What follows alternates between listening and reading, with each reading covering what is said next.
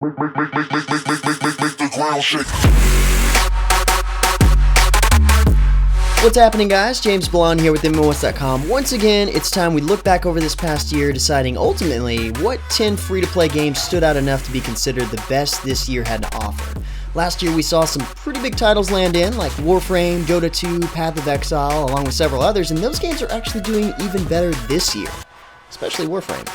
Now, in terms of games that launched this year, it seems like it was either go big or go home, and interesting enough, some of the little guys actually went pretty big. And I think a lot of that had to do with several major pay-to-play MMORPGs like ESO, WildStar, Destiny, and now the new WoW expansion coming in hot this year, scaring off a lot of the free-to-play competition, even though they didn't quite turn out like they were expecting.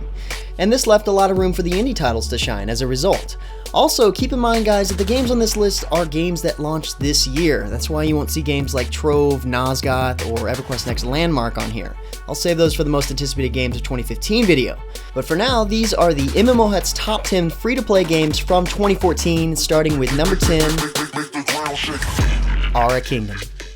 I think it's pretty safe to say that we all want to see some sort of originality in our MMORPGs nowadays, whether it be a unique classless system, awesome action combat, or an interesting companion collection system as an example. And Aero Kingdom at least has one of those. Plus, plenty of us can't seem to get enough anime MMOs.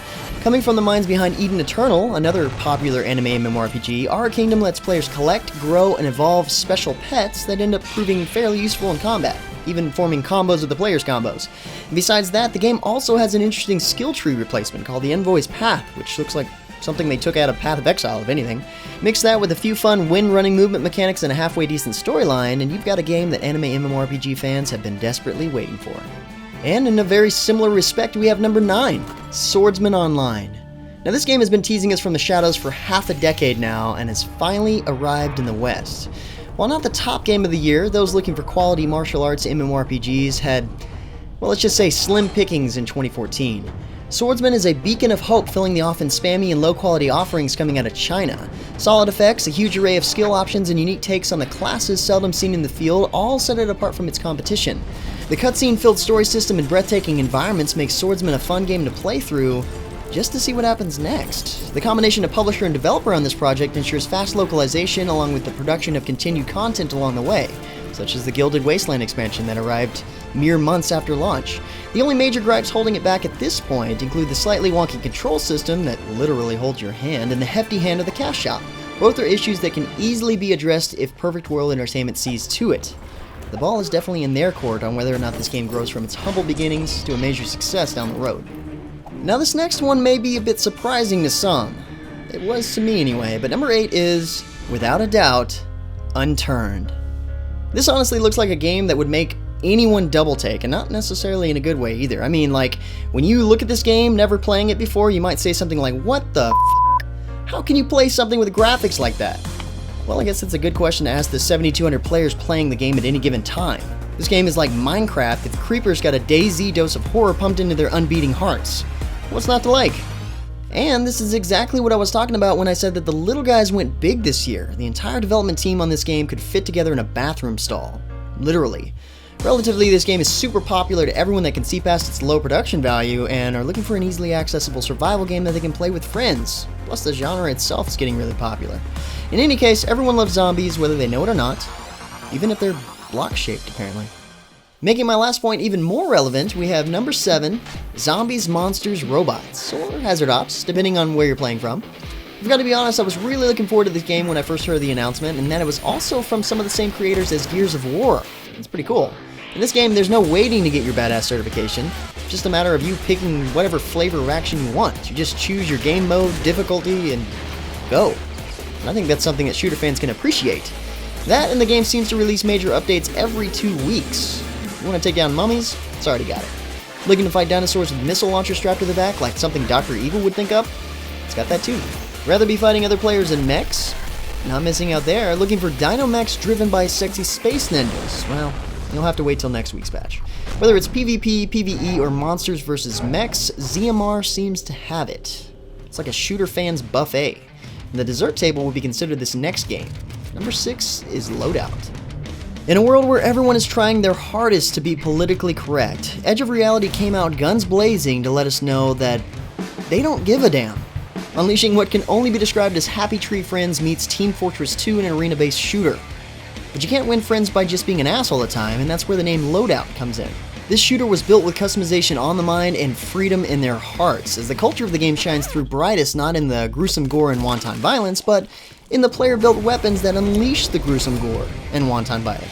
Finally, we have a shooter where you can be a unique snowflake, whether that's achieved through a life-giving laser gun, a rocket launcher that explodes into lightning when combusting, a Tesla rifle, or some sort of debuffing sniper rifle. It's all for the laws and it's all hilarious. Best of all, you can go beyond the boob slider and unleash a fat girl with a disfigured face as your avatar. How many free-to-play games on the market let you do that?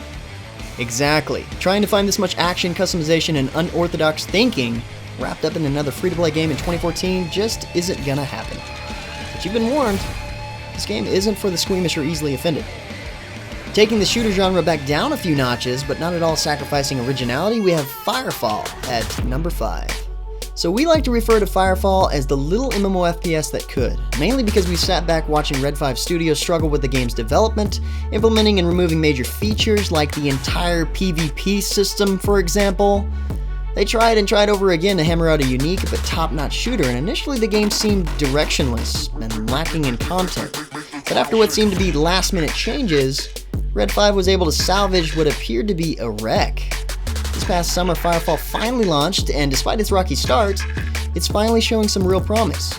The game still blends the FPS and RPG mechanics really nicely, even allowing players to access and level every class, or battle frames rather, on a single character. There are now several options for players, including PvE campaigns and objective-based PvP, all in a beautiful open world that rewards exploring and tactical combat. Not to mention, the current development team has so much passion for their game. They take the time to go to the office on multiple Sundays since launch to create truly epic server-wide assaults, playing as the elite characters of the Chosen against the players. So while the game still needs to continue pushing more content and adding more polish to what it already has, Firefall is still an exciting and fun shooter that deserves a place in our top 10. And so is this next indie game title. Number 4 is Robocraft. So who didn't play with Legos as a kid? I know I did. I'd make all kinds of crazy stuff and then I'd smash them into each other until you couldn't even recognize them.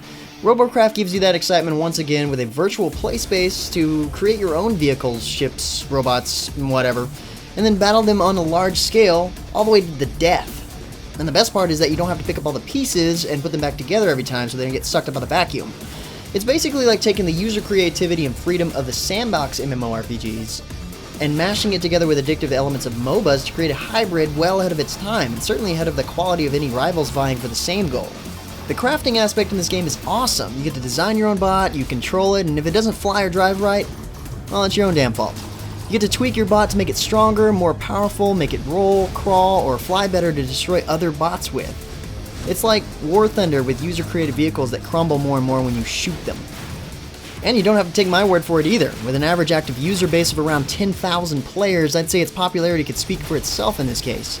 And that the guys at FreeJam officially tapped into the type of user-generated content game players want.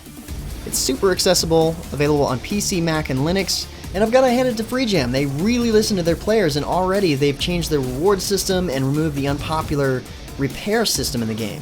Every new update draws in more and more players, and this is just another example of how the little guys went huge this year. But those of you who've been following this next game know that not many games hit harder. Number 3 is ArcheAge. Now, to be honest, going into 2014, we had low expectations of even seeing ArcheAge hit before year-end, and if it did launch, however, and it did, we knew this was the free-to-play game more than capable of scaring any of the new pay-to-play MMORPG juggernauts into an early beta state of release, and from the quality and bugs present in WildStar and ESO at launch, this is hardly an exaggeration.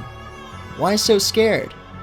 Because ArcheAge is a portal bridging an older generation of theme park MMORPGs into a new era of freedom-focused sandbox MMORPGs, and in that regard, ArcheAge knocks it out of the park, with ideas clearly outside the box for most developers. Players that are too timid to tackle the hardcore sandbox realm before, offered by games like Darkfall and Mortal Online, will fall in love with a detailed theme park leveling system that eases them in a snail's pace into everything the sandbox side offers, such as clans designing the construction of their own castle towns, setting sails on the high seas to carry valuable treasures to merchants, and building out their own townhouses with farms dedicated to growing the rare crafting materials they personally need to elevate their profession to new levels. If you're a bit more anarchist than you are organizer, then you can have it bidding on assaults to burn these castles down, pirating booty from weary merchants at sea and land, and burglarizing neighborhoods for whatever rare materials you absolutely need right now. And the glory of this game is that all these systems are managed by in-game player-driven powers with just enough system input to keep things feeling like a living, breathing society rather than the typical nudist free love world other sandboxes break down to. And the icing on the cake of all of these overarching systems is that ArcheAge is fun to play, first and foremost. Players can build themselves out as any of hundreds of class options, each with plenty of flexibility for building a custom version of the class all their own. Add to the equation the ability to raise your own mount from a tiny baby to something you can ride in a battle on proudly, and you have a recipe for success. Even if you don't like fighting at all, a massive range of professions from diplomatic translators between races to musicians exist. Basically, if you're a fan of MMORPGs, you will find something you like in this game, if you play it long enough.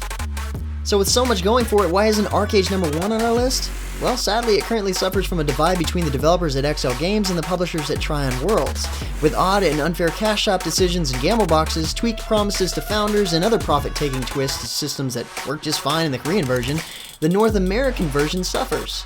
And what's weird is Tryon isn't known to do this sort of stuff with their other titles.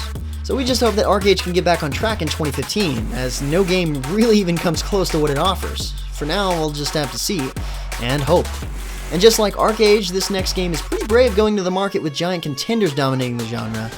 Number 2 is Smite. Many gamers that come across Smite's success typically attribute it to being in the right place at the right time, and they think the first third-person shooter-style MOBA was of course going to succeed. Well, they tend not to realize that Smite wasn't the first to attempt this perspective on the genre, and only through intense perseverance and combining experts of the MOBA genre with veterans of the shooter genre were they able to fight through the tough times and rise to the polished third largest MOBA in the market today. With the initial hurdles out of the way and enough following to ensure profitability for continued development, Smite is quickly snowballing into a juggernaut of a game with no direct competition in the niche they carved out for themselves in 2014. They've done the impossible of making multiple game modes of varying player numbers viable, and shown time and time again their perfectionist ways of reworking gods, completely altering kits, and tossing out the entire itemization system in place of things that they know will work better. So with beta testing going almost worldwide and skin and god creation only speeding up, don't expect to see the MOBA of the gods fading from the spotlight anytime soon. And finally, we have our number 1 free-to-play game of 2014, Hearthstone, Heroes of Warcraft.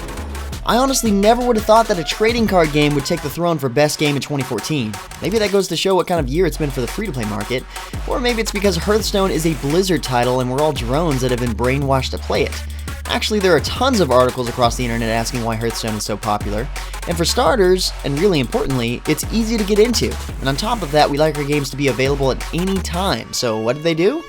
They put it on PC, Mac, and iPad. Made it free to play with the only thing you have to pay for is cards, and in their own marketing words, made it deceptively simple and insanely fun.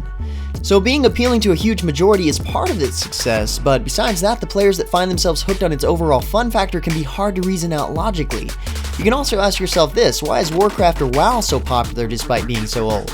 Because games like that are more fun when a lot of people can relate to your accomplishments and talk to you about your gameplay, just as they are fun to watch and talk about. Check out Hearthstone on Twitch and you'll find yourself watching with 45,000 others.